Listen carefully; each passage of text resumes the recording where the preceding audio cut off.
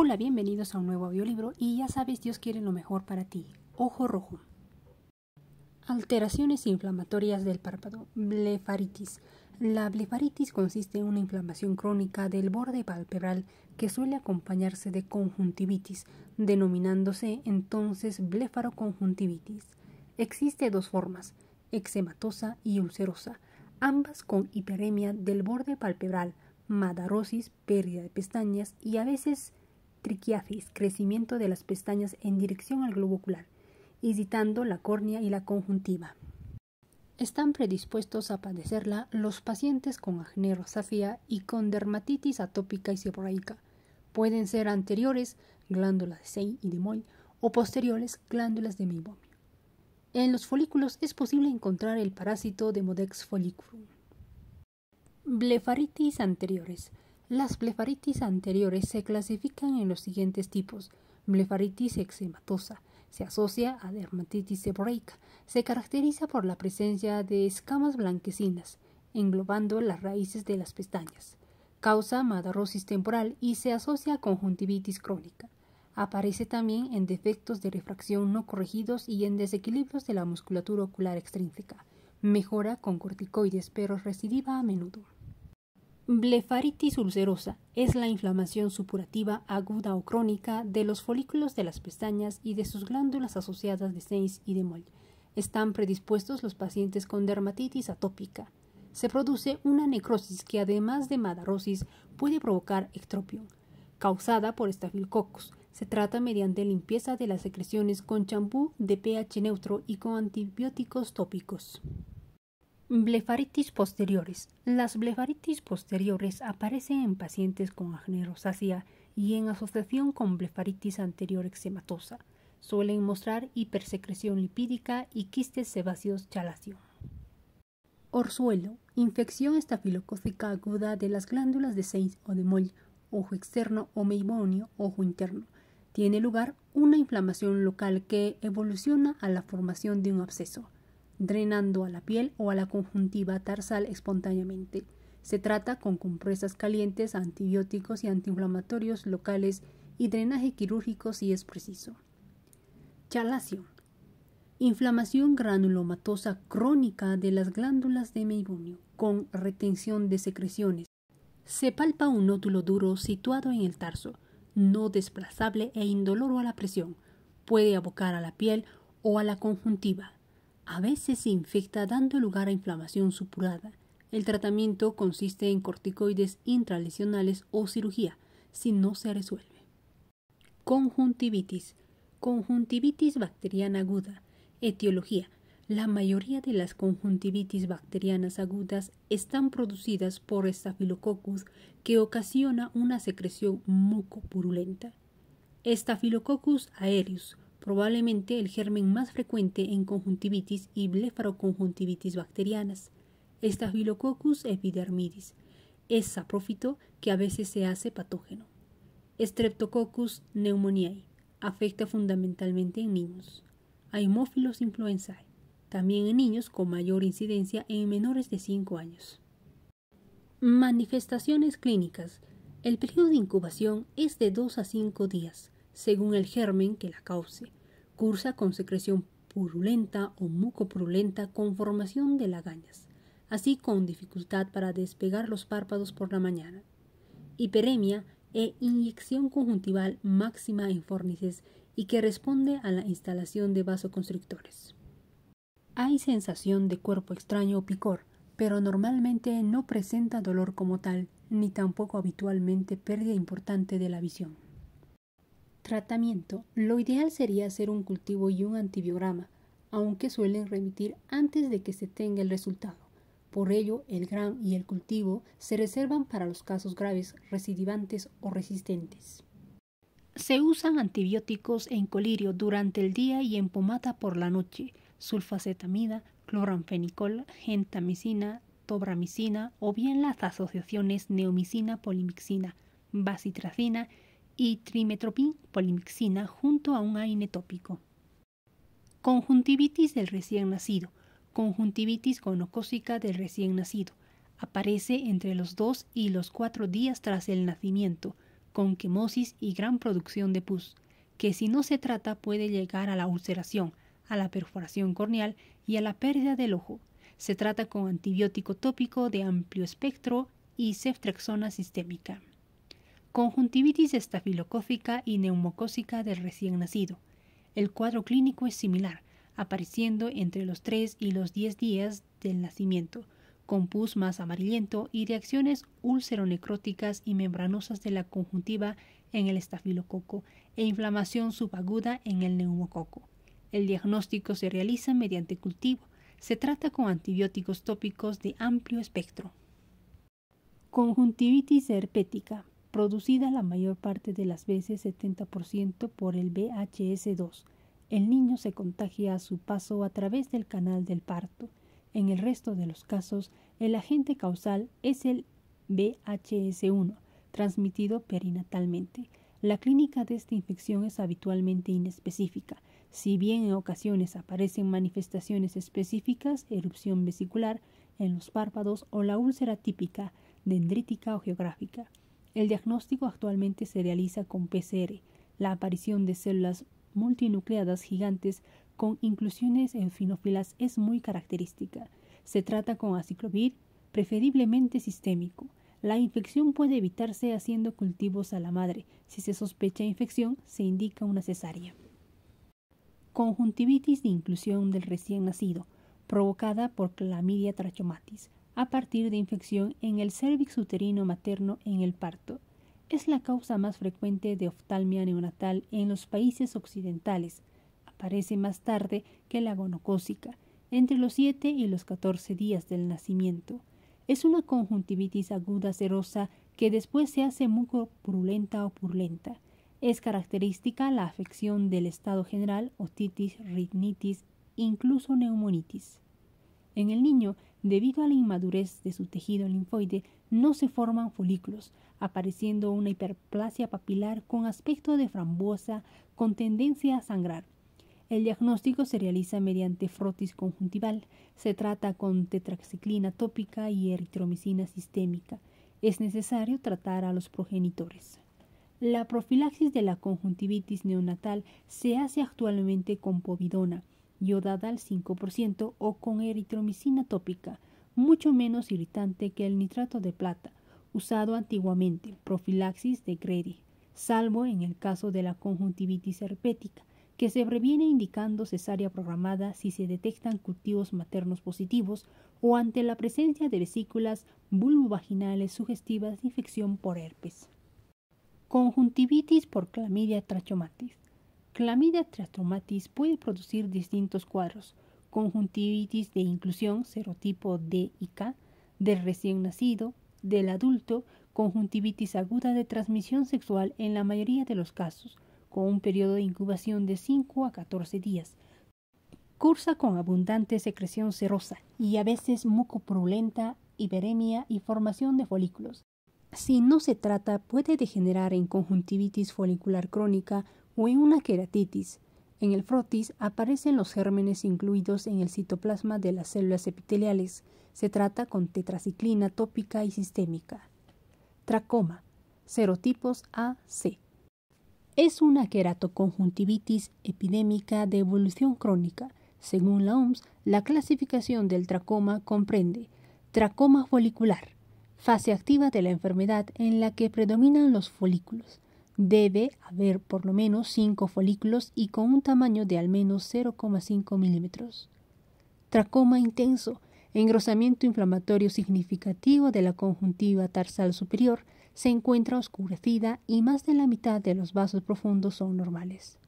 Cicatrización tracomatosa, bandas de cicatrización en la conjuntiva tarsal. Tracoma con triquiasis, al menos una pestaña que hace contacto con la córnea. Opacidad corneal. La opacidad debe ocultar al menos parcialmente la pupila sin dilatar. Diagnóstico.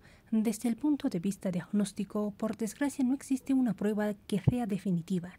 La reacción en cadena polimerasa, RTP, es muy sensible, pero detecta el contacto con la bacteria, no necesariamente la presencia de enfermedad. La prueba que más se utiliza es la tinción de Giemsa por ser más económica, pero es poco sensible. Por ello, es de vital importancia la historia clínica y la exploración.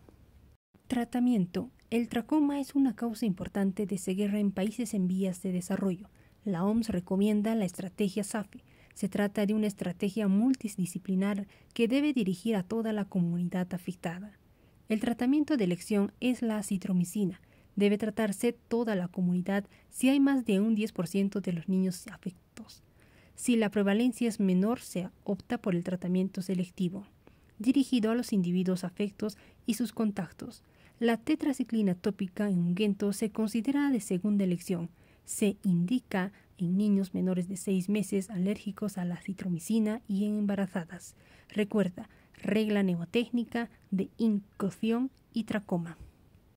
Conjuntivitis virales, fiebre adenofaringo-conjuntival, producida por los adenovirus 3 y 7. Su instalación es brusca, con malestar general, faringitis y fiebre. La afectación primero es unilateral y después bilateral, con hiperemia, secreción serosa y adenopatía submaxilar y preauricular.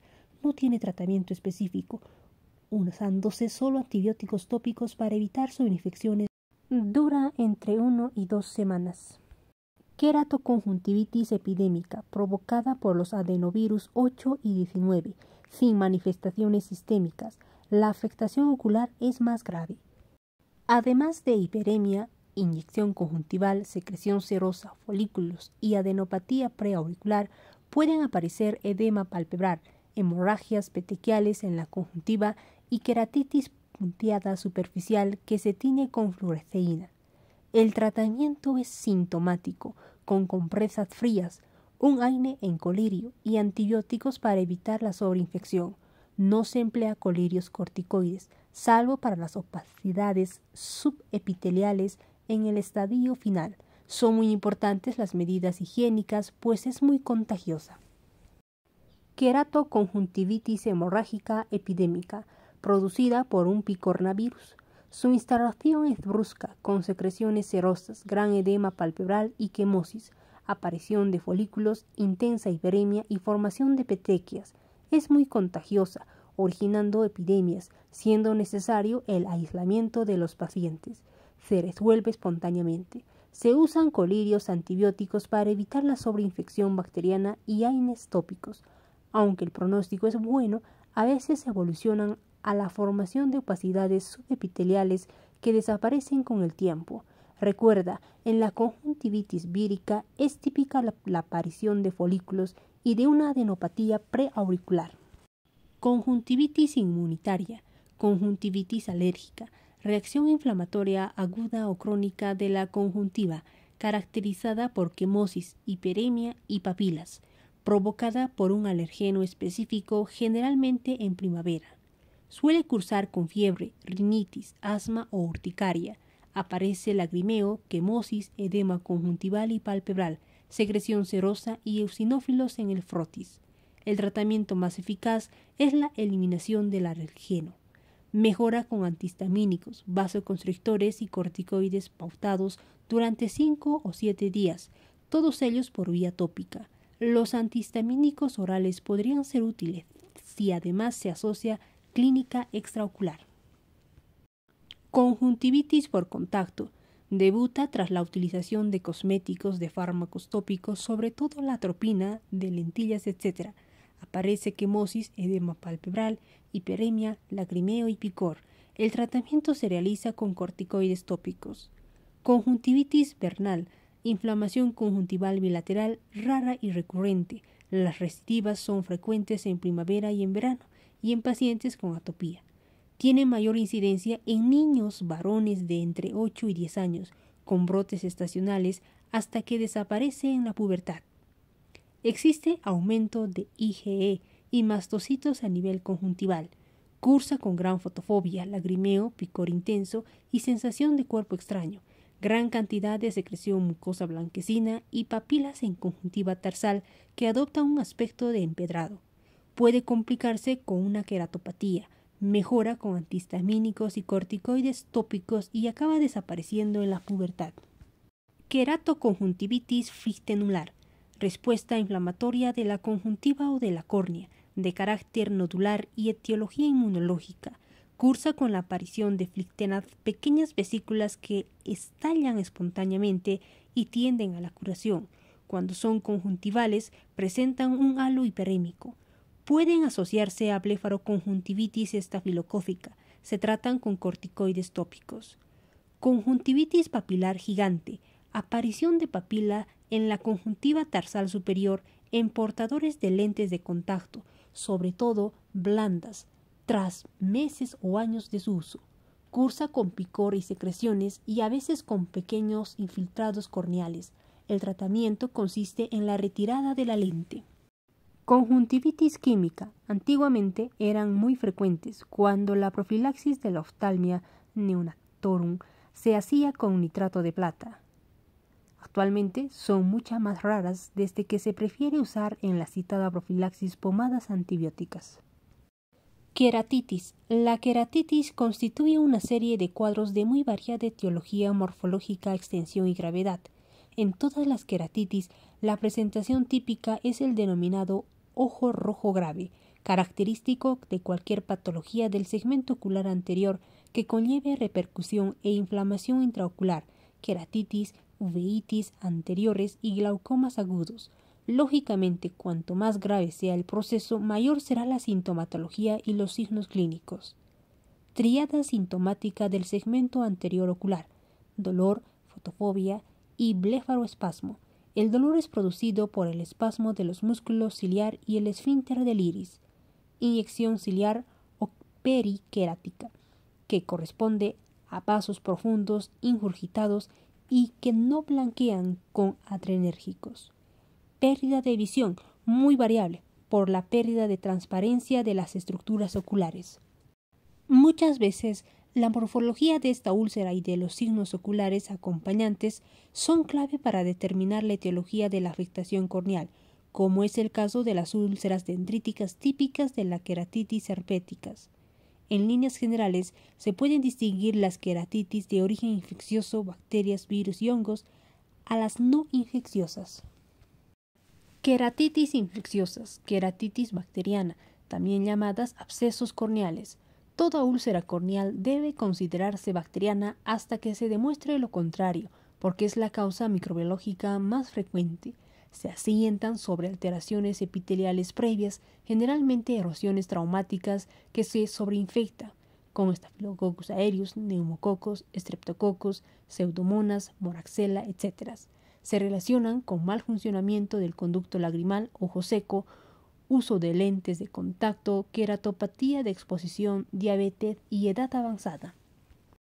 Clínicamente cursa con infiltrado estromal, con edema de bordes, de aspecto grisáceo y sucio, hiperemia periquerática y leucocitos hipopio. El proceso puede cronificarse y curar tras vascularizarse o perforarse y terminar en una panoftalmia. Es un cuadro grave y se acompaña de dolor ocular intenso. Puede haber pérdida de visión. Es posible que se complique con una perforación, la formación de una cicatriz estromal que, si es central, impide la visión. Se denomina nubécula si es pequeña y leucoma si es grande, o la aparición de sinequias. En el tratamiento se usan colirios concentrados de vancomicina y de tobramicina hasta tener el antibiograma. Si el cuadro es grave, pueden administrarse además inyecciones subconjuntivales diarias de los mismos antibióticos. Se emplean midriáticos para evitar la formación de sinequias y disminuir el dolor, así como analgésicos orales. Queratitis herpéticas. El 95% del total son producidas por herpes simple, habitualmente VHS tipo 1 y más raramente el tipo 2, y el 5% restante por herpes zóster. Los síntomas son similares a los que aparecen en la queratitis bacteriana. Pueden aparecer lesiones vesiculadas en el párpado, la nariz y el área peribucal, fiebre el día anterior, cuadro respiratorio o no presentar ningún síntoma previo. Es posible que la úlcera muestre distintos patrones, como imagen dendrítica, geográfica o punteada, tiñéndose con fluoresceína o rosa de Bengala.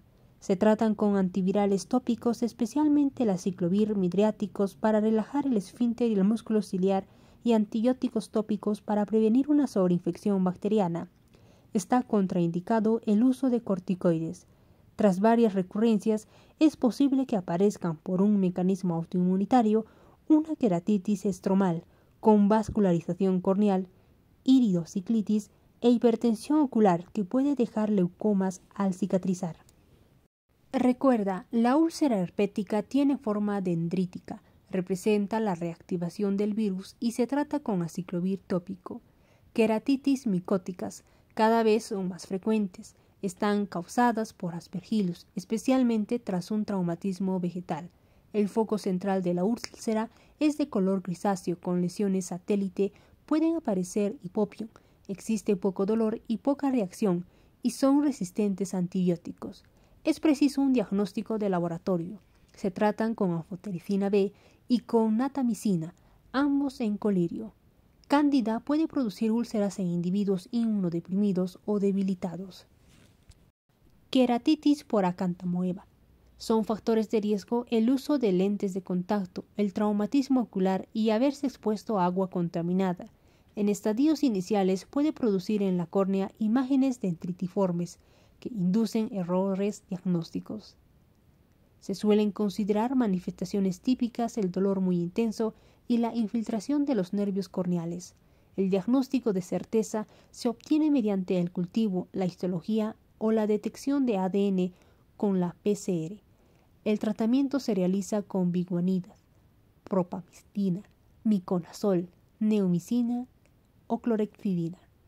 La mayor parte de los pacientes afectos de este tipo de queratitis terminan siendo sometidos a un trasplante corneal y no es rara la recidiva del parásito en el injerto.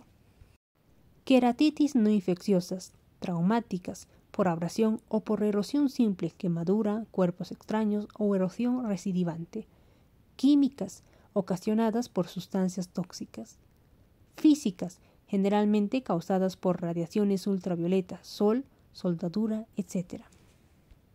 Otras, queratitis por exposición. Debido a un mal cierre palpebral, la córnea no se lubrica bien, apareciendo una úlcera corneal que puede infectarse posteriormente.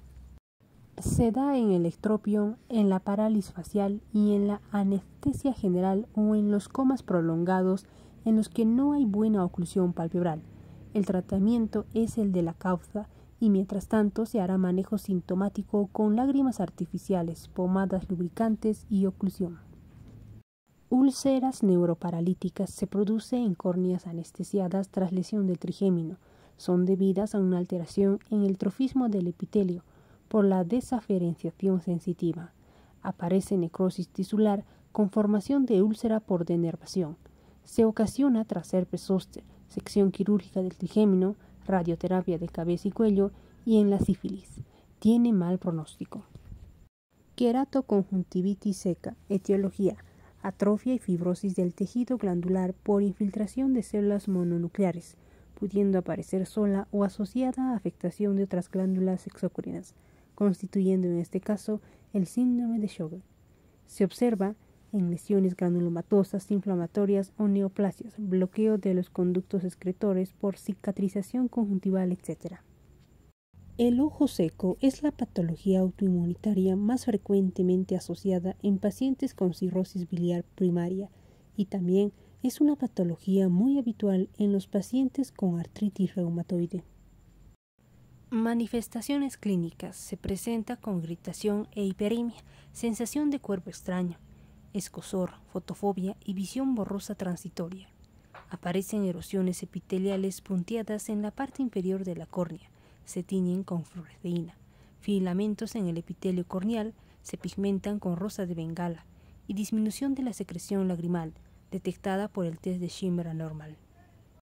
Este test mide la cantidad de lágrima que produce el paciente. Generalmente se aplica una gota de anestesia para eliminar la secreción refleja y se coloca una pequeña tira de papel milimetrado entre el ojo y el párpado inferior.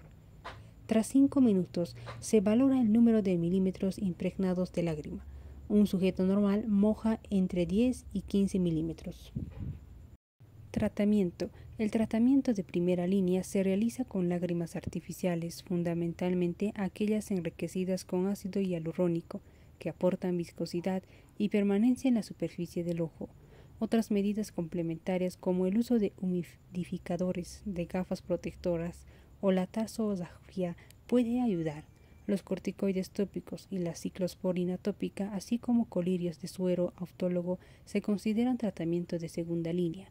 La pilocarpina y otros secretagogos pueden utilizarse por vía oral de forma puntual en algunos pacientes porque tienen importantes efectos adversos. Glaucoma. El glaucoma es el conjunto de procesos en los que una presión intraocular PIO elevada produce lesiones que afectan fundamentalmente al nervio óptico, provocando una pérdida de campo visual que puede llegar a ser total si el proceso no se detiene. La incidencia del glaucoma aumenta con la edad. La fisiología del humor acuoso es esencial para el conocimiento de la patogenia del glaucoma. Se producen los procesos ciliares que vierten dicho humor acuoso a la cámara posterior, desde donde pasa la cámara anterior por la pupila y finalmente va a evacuarse por el ángulo iridocorneal a través del trabéculum, del canal de Schlemm y el sistema venoso epiescleral. El aumento de la presión intraocular puede ser debido a un incremento de la producción de humor acuoso, causa sumamente rara, o a una disminución de la evacuación, la razón fundamental. Glaucoma primario de ángulo abierto, glaucoma crónico simple. El glaucoma primario de ángulo abierto es una enfermedad crónica bilateral, aunque generalmente asimétrica, en la cual se produce una pérdida irreversible de fibras nerviosas del nervio óptico y alteraciones de los campos visuales, con ángulo de cámara anterior abierto y presión intraocular habitualmente por encima de 21 milímetros de mercurio. Es la forma más frecuente de glaucoma. Existen factores de riesgo como la miopía elevada, los antecedentes familiares de glaucoma y la diabetes. Es una de las mayores causas de ceguera a nivel mundial. No existe una cifra exacta de la presión intraocular que separe a los individuos con valores normales de los glaucomatosos, puesto que la tolerancia del ojo a la presión varía de un individuo a otro, pero se pueden considerar normales valores de hasta 20 milímetros de mercurio, sospechosos entre 20 y 24 y patológicos los superiores a 24 milímetros de mercurio.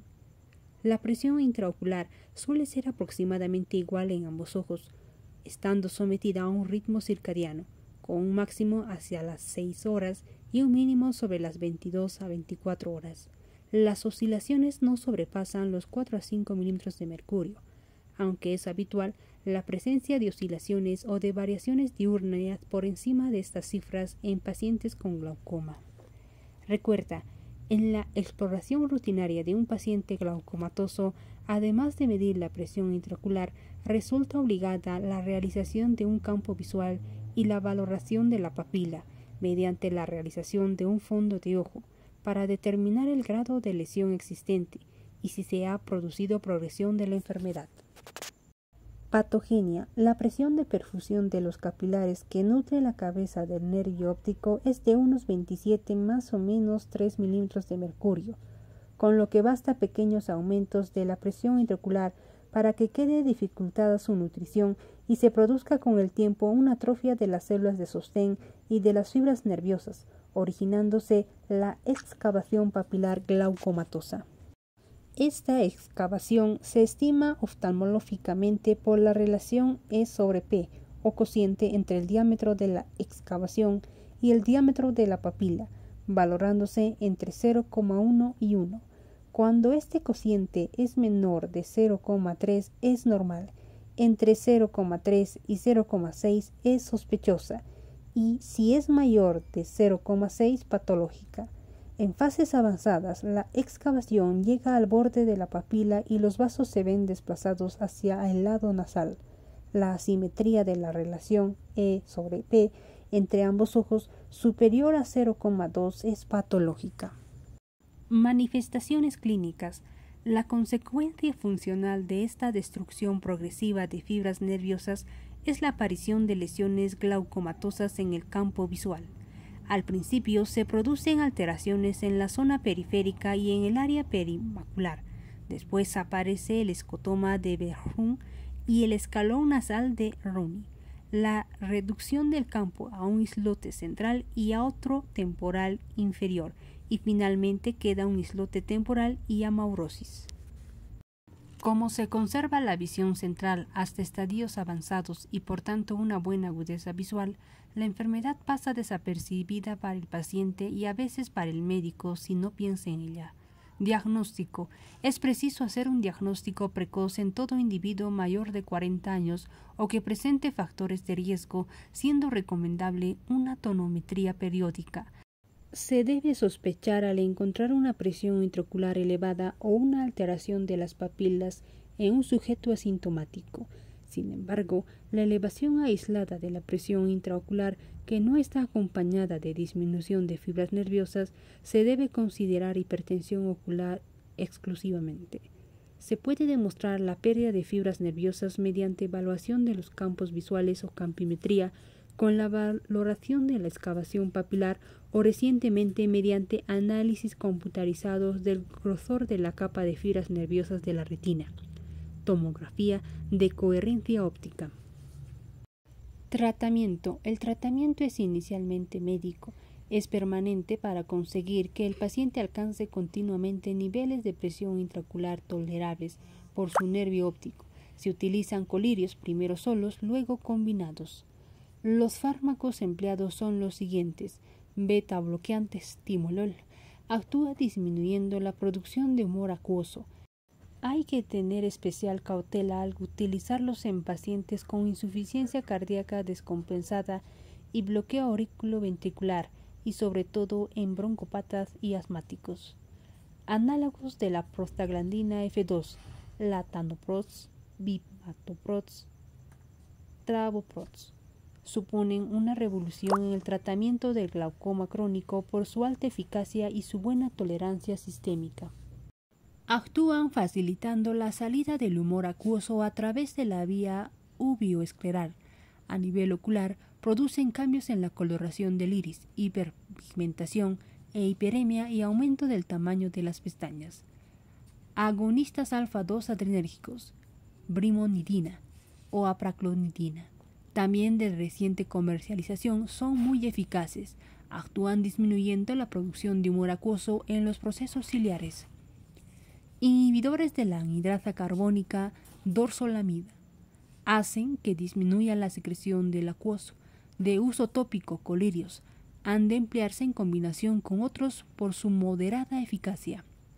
Pilocarpina es un estimulante colinérgico que produce miosis y actúa aumentando la salida de humor acuoso. Puede producir efectos adversos locales importantes como dolor, miopización o catarata. Si el tratamiento médico fuese insuficiente por no controlar la presión intraocular, a pesar de combinar varios tipos de colirios, se intentará abrir una vía de drenaje artificial. Puede realizarse mediante una trabeculoplastía con láser o bien con una trabeculolectomía quirúrgica, que es mucho más eficaz. Esta técnica consiste en crear una comunicación artificial entre la cámara anterior y el espacio subconjuntival para la reabsorción del humor acuoso. El descenso brusco de presión intraocular es una de sus complicaciones. Esto ha dado lugar a la aparición de las técnicas no perforantes, en la que no se practica un orificio de espesor completo, sino que se respeta una fina capa de desmet y trabéculo, que recibe el nombre de membrana trabeculodesmética. Ofrece cierta resistencia a la salida del humor acuoso, haciendo que el descenso de presión intraocular sea menos brusco. Recuerda, los beta bloqueantes pueden tener efectos secundarios sistémicos graves. Los análogos de las prostaglandinas apenas poseen efectos secundarios sistémicos. Glaucoma primario de ángulo estrecho. La existencia de un ángulo iridocorneal estrecho predispone al cierre del mismo, desencadenándose un ataque agudo de glaucoma debido a la elevación de la presión intraocular por bloqueo mecánico de la malla trabecular por contacto entre la raíz del iris y la periferia de la córnea. Existe una predisposición anatómica de tal forma que se da en sujetos mayores de 50 años, fáquicos con cristalino, con una cámara anterior estrecha o poco profunda y con ojos pequeños que suelen ser hipermétropes. La inserción del iris en el cuerpo ciliar suele ser anterior y el ángulo iridocorneal es por todo ello estrecho. Patogenia. El ataque agudo se desencadena cuando la pupila está en midriasis media. En esta situación se puede producir un bloqueo del paso del humor acuoso de la cámara posterior a la anterior a través de la pupila, bloqueo pupilar. El humor acuoso empujará la periferia del iris hacia adelante, lo que taponará la malla trabecular, cierre angular, originando el comienzo de un ataque agudo de glaucoma. La midriasis media puede producirse en la oscuridad, en sujetos nerviosos o estresados con la administración de midriáticos, con la toma de atropina o sus derivados o con el tratamiento con simpático-miméticos. Manifestaciones clínicas. Al no poder salir el humor acuoso, se produce un aumento de la presión intraocular. Cuando ésta supera los 30 milímetros de mercurio, se altera la bomba endotelial necesaria para la transparencia corneal y se origina edema corneal. La córnea se muestra turbia e impide visualizar el iris. El individuo refiere halos de colores alrededor de las luces. Cuando se superan los 40-50 milímetros de mercurio, se presenta dolor intenso que puede irradiarse al territorio del trigémino. Aparecen blefaroespasmo y lagrimeo, inyección mixta y síntomas vagales como bradicardia, hipotensión arterial, náuseas y vómitos, que pueden inducir a errores diagnósticos, pues es posible olvidarse el cuadro ocular. Si la presión supera los 80-90 milímetros de mercurio, se colapsa la arteria central de la retina, provocándose isquemia retiniana, mucho dolor, disminución de la agudeza visual y una gran dureza del globo al tacto. Si no se resuelve el cuadro, la lesión por isquemia se hace irreversible, dando lugar posteriormente a atrofia retiniana. El sujeto puede haber sufrido con anterioridad cierres angulares intermitentes que ceden espontáneamente. Son glaucomas abortivos que cursan con cefaleas en hemicráneo del mismo lado del glaucoma subagudo o cierre angular intermitente. Tratamiento. De entrada es siempre médico. Se emplean diuréticos osmóticos como el manitol y la acetazolamida para disminuir rápidamente la presión intraocular, corticoides tópicos para limitar el componente inflamatorio y mióticos como la pilocarpina para romper el bloqueo pupilar.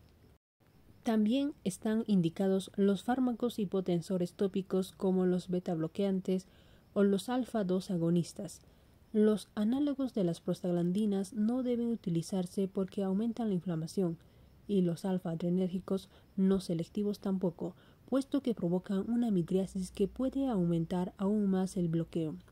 Como los factores anatómicos persisten a pesar de resolverse el cuadro agudo, hay que realizar una iridotomía. En el pasado, la iridotomía se realizaba quirúrgicamente. Hoy suele practicarse de forma más segura, empleando láser IAN. Es preciso actuar también en el ojo contralateral de forma profiláctica, pues está igualmente predispuesto al ataque. En la actualidad, algunos grupos opinan que la cirugía de catarata es el tratamiento de elección del glaucoma agudo de ángulo estrecho. Una vez controlada la presión, el paciente es sometido a cirugía de catarata. La sustitución del cristalino por una lente intraocular mucho menos voluminosa profundiza la cámara anterior y resuelve el problema en muchos pacientes. En la tabla 2.6 recoge las principales causas de glaucoma secundario. Se caracteriza por el aumento de la presión intraocular como complicación de otra patología ocular. Recuerda, el glaucoma agudo afecta típicamente a sujetos hipermetropes. El desencadenante es la midriasis. Debe tratarse de forma urgente para evitar la pérdida visual irreversible. Uveitis. La uveitis consiste en una inflamación del tejido uveal. Son más frecuentes entre los 20 y los 50 años. Su etiología es múltiple, por ello es fundamental realizar siempre una anamnesis completa. A veces estos cuadros acompañan a otros procesos sistémicos o afecciones de vecindad, pero la mayoría son inflamaciones oculares aisladas. En el caso de las formas anteriores, es importante hacer el diagnóstico diferencial con otros procesos que pueden cursar con ojo rojo. Uveitis anteriores. Etiología. La mayoría de las uveitis anteriores son idiopáticas, las demás se deben a procesos sistémicos. La patogenia de las uveitis anteriores recidivantes se explica por una alteración del sistema inmunitario, con aparición de autoanticuerpos contra el tejido uveal. Las formas juveniles son ocasionadas por artritis crónica juvenil y por abscesos dentarios, entre otras causas. En el adulto, por espondilitis anquilopoyética, patología más frecuentemente asociada, tuberculosis, herpes, pielonefritis, artritis reactiva, Behçet, sífilis, sarcoidosis. Manifestaciones clínicas. El paciente muestra un síndrome ciliar, dolor, fotofobia, blefaroespasmo e inyección periquerática. La irritación del esfínter del iris determina una pupila en miosis y el edema iridiano provoca una ralentización de sus reacciones o bradicoria. El iris puede aparecer tumefacto y con cambios de coloración por dilatación vascular y borramiento de sus criptas. Incluso es posible que sangren los vasos iridianos, apareciendo hipema, sangre en cámara anterior. Por último, hay exudados en cámara anterior, al romperse la barrera hematoacuosa por la inflamación, pasando proteínas, fibrina y células al humor acuoso. De este modo, se pueden observar lo siguiente. Fenómeno de Tyndall. Con lámpara de hendidura se ve células flotando en la cámara anterior. Hipopión. Cuando la exudación es intensa, las células se depositan en la zona inferior de la cámara anterior, formando un nivel blanquecino. Precipitados retrocorneales, normalmente en la zona inferior de la córnea, distribuidos en forma de triángulo de vértice superior. Sinequias, adherencias del iris a las estructuras vecinas. Oclusión pupilar, ocupación de toda el área pupilar por material inflamatorio. En una uveitis anterior, la presión intraocular suele estar disminuida. Puede estar aumentada por seclusión pupilar, por gonosinequias o por obstrucción de la malla trabecular por productos inflamatorios o disminuida por afectación del cuerpo ciliar con reducción de la producción de acuoso. La uveitis herpética cursa típicamente con aumento de la presión intraocular. Clínicamente, puede hacerse una distinción entre uveitis granulomatosas, instauración insidiosa, curso prolongado, precipitados gruesos, inyección y dolores escasos, y no granulomatosas, instauración aguda, curso corto, pequeños precipitados, inyección y dolor importante. Complicaciones: edema corneal, secundario a alteraciones del endotelio, catarata generalmente subcapsular posterior, extensión al segmento posterior, dando lugar a una panuveitis, glaucoma secundario, eptisis bulbi con hipotonía por afectación del cuerpo ciliar que conduce a la atrofia ocular. Edema macular quístico, causa habitual de disminución de la agudeza visual, especialmente en uveitis posteriores. Desprendimiento de retina exudativo o traccional, al igual que la anterior, aunque es más típica de las formas posteriores. Queratopatía en banda. Tratamiento. El tratamiento es etiológico, si se conoce. Es sintomático mediante midriáticos para evitar sinequias y disminuir el dolor al relajar el esfínter del iris. Se aplica corticoides locales para reducir la inflamación e hipotensores oculares en caso de aumento de la presión intraocular. Recuerda, en la uveitis, además de corticoides tópicos, es preciso administrar midriáticos para reducir el dolor. Uveitis posteriores. Las uveitis posteriores suelen afectar al mismo tiempo a la retina suprayacente, causando disminución de la visión. Puede darse dos tipos de reacción inflamatoria en la uvea: aguda supurativa, con reacción de polimorfonucleares, o crónica no supurativa de tipo granulomatoso. Uveitis posteriores supurativas endoftalmitis, provocadas por bacterias piógenas y a veces por hongos, son secundarias a cirugía ocular, traumatismo y a veces a émbolos sépticos. Una posible causa es Candida albicans en adictos a la heroína. Se trata de patologías muy graves que precisan el uso de antibióticos o antijúngicos habitualmente por vía intravítrea. Cuando la inflamación se extiende a los tejidos orbitarios se habla de panoftalmitis. Uveitis posteriores no supurativas, inflamación tisular con infiltración de macrófagos y de células epitelioides que se extienden a la retina y generalmente al vítreo, provocando necrosis tisular y fibrosis. Etiología: por causas locales, sinusitis, infecciones de vecindad, etc. o generales.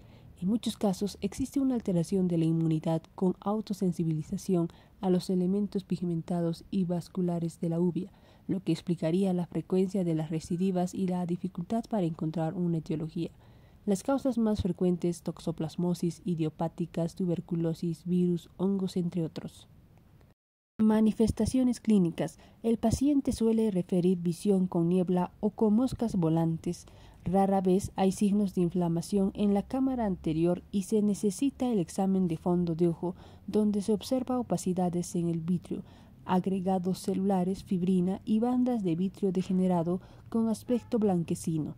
También muestran coroiditis, focos blanquecinos o amarillos grisáceos de localización coroidea, con edema de la retina adyacente. A veces se acompañan de áreas blanquecinas cicatriciales y alteraciones de pigmento o de hemorragia retiniana. En más raras ocasiones pueden aparecer vasculitis. Diagnóstico. En un alto porcentaje de los pacientes no se logra averiguar la etiología. Es preciso realizar un protocolo de medicina interna, otorrinolaringología e inmunología. El diagnóstico clínico se lleva a cabo por oftalmoscopía, observándose en el fondo de ojo las lesiones secundarias a la inflamación corroretiniana. Tratamiento. En principio, el tratamiento es el etiológico, además de corticoides sistémicos, perioculares o intraoculares, implantes de liberación lenta para limitar el proceso a la menor extensión de retina posible. En la uveitis de causa autoinmunitaria se emplean también inmunosupresores. En casos muy recidivantes o de gran gravedad se puede usar la ciclosporina. Recuerda, el toxoplasma es responsable de una buena parte de las uveitis posteriores. Se debe a la reactivación del parásito y por eso es típico encontrar una cicatriz junto al área de coroiditis. Ideas clave. Las blefaritis anteriores afectan a las glándulas de Moll, sudoríparas y de St. sebáceas o ceibáceas. La blefaritis anterior eczematosa se asocia a dermatitis seborreica y se trata con corticoides, mientras que la blefaritis anterior ulcerosa lo hace a dermatitis atópica y se maneja con antibióticos. La inflamación aguda y dolorosa de las glándulas palpebrales recibe el nombre de orzuelo y la inflamación crónica e indolora se denomina chalación. Las conjuntivitis no presentan dolor ni afección de la agudeza visual. Su hiperemia predomina en fondo de saco, lejos de la córnea. Las papilas predominan en el párpado superior, los folículos lo hacen en el párpado inferior. La palabra purulento orienta a etiología bacteriana, folículo, adenopatía preauricular y acuoso-avírica, y papila, prurito o mucoso, viscoso a inmunitario. Se usará colirio antibiótico tanto en las conjuntivitis bacterianas como tratamiento, incluyendo clamidia, como en las víricas, como profilaxis. Las inmunitarias en general se tratan con corticoides tópicos. Conjuntivitis por clamidia, tratar con tetraciclinas tópicas y sistémicas o con eritromicina. Los serotipos A, C producen tracoma de curso crónico, causa muy importante de ceguera en el tercer mundo. Los serotipos D y K provocan conjuntivitis de inclusión, causa más frecuente de oftalmia neonatal en países occidentales. Parece una conjuntivitis vírica que después se hace mucopurulenta. El Staphylococcus aureus es el patógeno más frecuente en blefaritis y en conjuntivitis bacteriana. Además, la hipersensibilidad a sus antígenos da lugar a la conjuntivitis flictenular. Los portadores de lente de contacto tienen mayor riesgo de infecciones corneales.